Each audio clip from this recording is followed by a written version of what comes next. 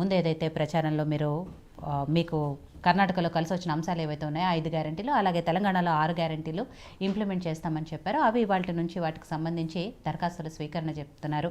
And గ్రామ సభలు నిర్వహించి ఆ దరఖాస్తులు ఎవరైతే పెట్టుకున్నారో ఆ లబ్ధిదారులందరికీ కూడా పథకాలు సక్సెస్ఫుల్గా అమలు అయ్యేటట్టు చేస్తాం. ఇప్పటికే 2 గ్యారెంటీలు అమలు చేస్తాం. మిగిలిన 4 గ్యారెంటీలు కూడా త్వరలోనే పూర్తి స్థాయిలో అమలు చేస్తామని చెప్తున్నారు. కానీ ఈ దరఖాస్తులకు సంబంధించి చాలామందిలో చాలా రకాల అనుమానాలు, అంటే ఎవరు అప్లై చేసుకోవాలి, ఎవరు అర్హులు, ఇవన్నీ కూడా నివృత్తి చేయాల్సిన అవసరం ఉంది. కాబట్టి చెప్పండి, దరఖాస్తుల కార్యక్రమం ప్రాసెస్ ఎలా ఉండబోతుంది? ఎందుకంటే ఇవాళ నుంచి స్టార్ట్ అయింది, జనవరి 6 వరకు ఉంటుంది. కాబట్టి ఎవరు అప్లై చేసుకోవాలి, ఎలా ఉండబోతుంది అనేది.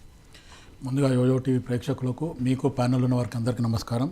అదే కాకుండా ఈరోజు కాంగ్రెస్ పార్టీ 138 సంవత్సరాల ఆవిర్భావ దినం ఉంది. అందరికీ కూడా కాంగ్రెస్ పార్టీ స్నేహితులకు కానీ, గ్రాస్ రూట్ లెవెల్లో ఉన్న కార్యకర్తలకు, కాంగ్రెస్ పార్టీ అభిమానులకు అందరికీ కూడా శుభాకాంక్షలు. అదే కాకుండా ఈరోజు స్వర్గీయ జననేత పీజేఆర్ గారి 16వ వర్ధంతి సందర్భంగా కూడా ఆయనను కూడా ఈరోజు జ్ఞాపకం చేసుకోవడం జరుగుతుంది.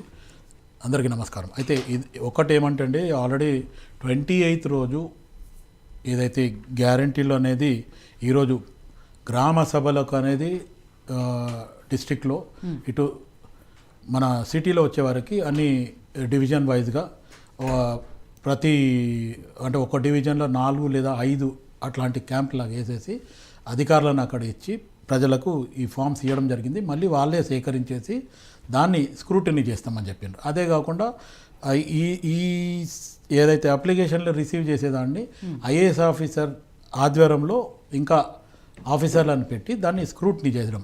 ఇటు ఈ 6 గ్యారెంటీలలో ఏ గ్యారెంటీది పబ్లిక్ ఎవరైతే అప్లై చేసుకున్నారో దానికి సపరేట్గా దాన్ని స్క్రూటినీ చేసి, పెన్షన్ అనుకున్న వాళ్ళకి ఒకటి, మహాలక్ష్మి ఒకరికి, ఇండ్లు లోన్ అనుకునే దానికి అట్లా అన్ని దానికి సపరేట్ చేసి దానికి ఇది. ఇంకోటి ఏమంటే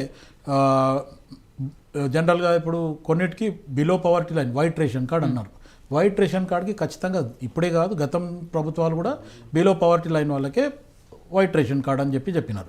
అయితే అట్లా కొన్ని కట్ ఆఫ్ వల్ల కొంతమందికి కొన్ని అపోహలు ఉన్నాయి. కాకపోతే ఒకటి ఏంటంటే, ఇప్పుడు ఈరోజు కాంగ్రెస్ పార్టీ ఏదైతే నిర్ణయం తీసుకుందో, ప్రజలలో ఒక 9.5 సంవత్సరాల టీఆర్ఎస్ పాలనలో ప్రజలకి కనీసం ఆపదలో ఉన్నప్పుడు ఎవరి దగ్గర పోవాలో ఏమనేది కూడా ఆలోచన లేకుండే, గత ప్రభుత్వంలో కూడా ఏదైతే రేషన్ కార్డులు ఇస్తామని చెప్పి అప్లికేషన్లు తీసుకొని బుట్టా దాఖలు చేయడం జరిగింది. చాలా జాగాలలో కూడా ఇప్పటివరకు రేషన్ కార్డులు ఇవ్వలేదు. ఏదో ఫుడ్ సెక్యూరిటీ అని ఒక పేపర్ కంప్యూటర్ పేపర్ ఇవ్వడం జరిగింది తప్ప, అది కాకుండా వాళ్ళు ఇప్పటివరకు కూడా కార్డులు ఇచ్చింది లేదు. సో ఇంకోటి ఏమంటే అది వాళ్ళు చేసినది. ఇప్పుడు ప్రస్తుతానికి కాంగ్రెస్ పార్టీ మటుకు ఖచ్చితంగా అర్హులైన వారికి అందరికి కూడా, అంటే ఇప్పుడు మినిమంగా 2 లక్షల లోపు ఉన్న వాళ్ళకైతే ప్రతి స్కీమ్ ఎలిజిబుల్ అనేది గవర్నమెంట్ ముందర నుంచి కూడా అదొక రూల్ ఫ్రేమ్ ఉంది.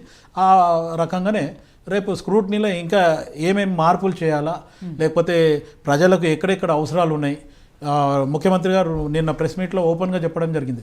మీరు అప్లికేషన్ ఇస్తే కానీ మీకు ఎక్కడెక్కడ ఏం సమస్యలు ఉన్నాయి, లేకపోతే మేము ఏం చేయాలా అనేది. ఇంకోటి, మేము ఇచ్చిన 6 గ్యారంటీలకు ఏదైతే అప్లికేషన్ కాకుండా మీ సొంత సమస్య కూడా ఇంకేమన్నా ఉంటే అదొక వైట్ పేపర్ మీద మీరు రాసి ఇవ్వండి, దాన్ని కూడా మేము పరిశీలిస్తాం, ఆ దిశగా కూడా మేము పనిచేస్తామని చెప్పడం జరిగింది.